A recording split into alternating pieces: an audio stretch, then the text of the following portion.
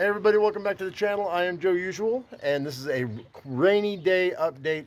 I've been expecting a freeze here in Colorado, and there's not going to be a freeze this year.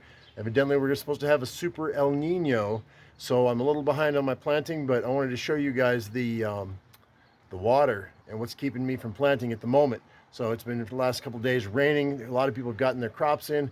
I'm still holding out for the thought that we're going to have a freeze this year, like in the next day or so. So I'm holding off on my planting, but I also haven't weeded my beds. Let me show you what we've got going on. So let me flip it. All right, so the strawberries are looking really, really good. It's a tiny strawberry patch. Looks like that the asparagus has already gone to seed, which is all, not seed, but it looks like it's starting to flower. You can see the buds are maybe starting.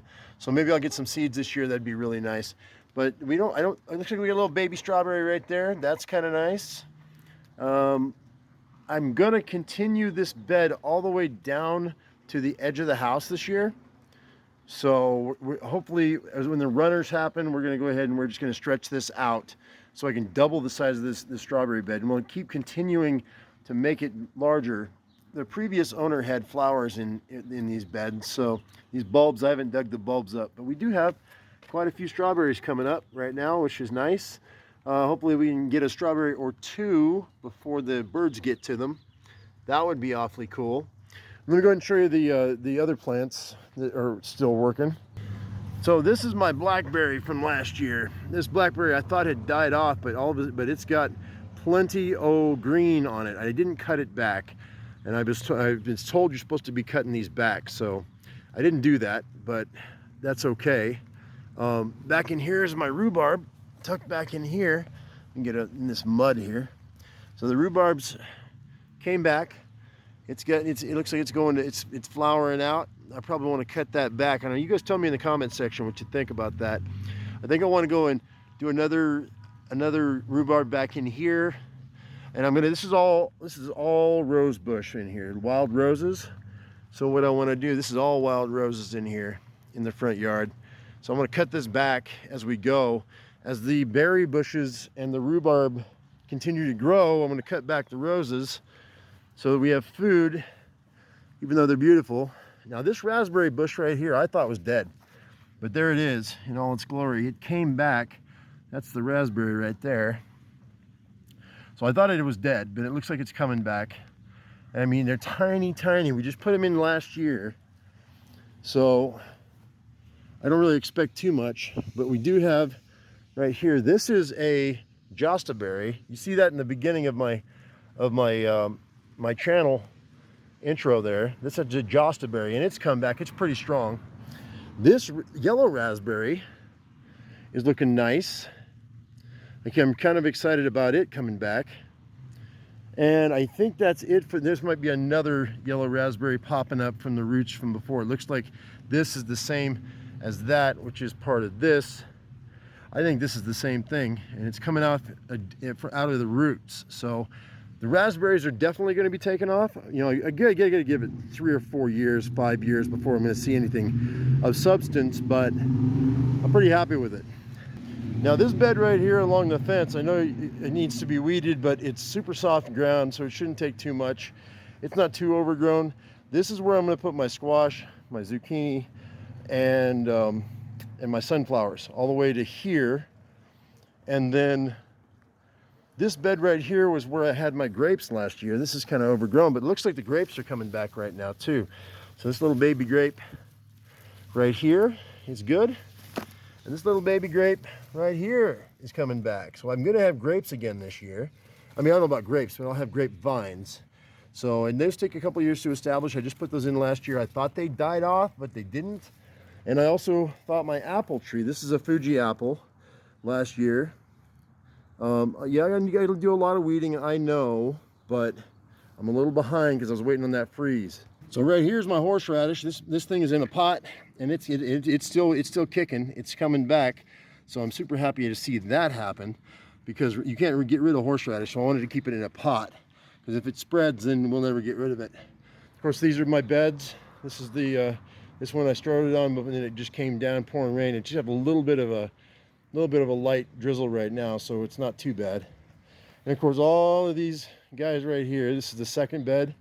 needs to be cleaned out. Obviously, there is some lettuce here that has come back from last year. A little bit of lettuce right there.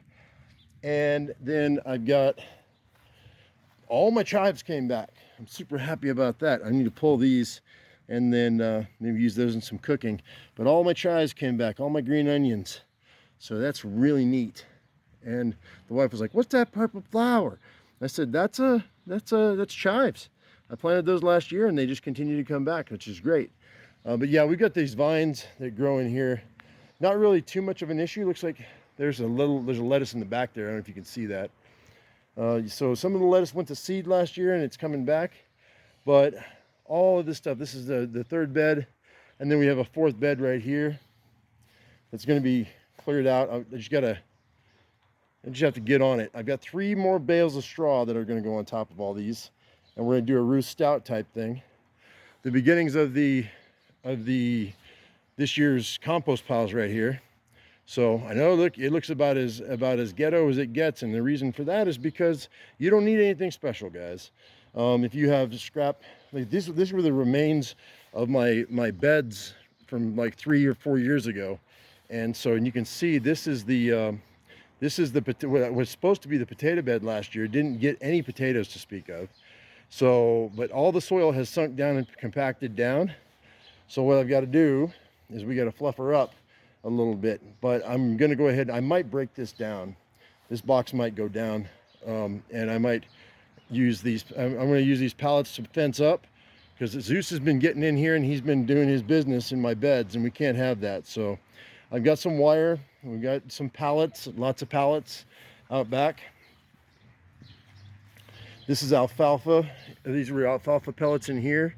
And what I do is when I throw down the straw, I throw alfalfa. It's alfalfa mush right now, but it'll still work. It's fine to help the nitrogen in the soil along with the straw that I'm using.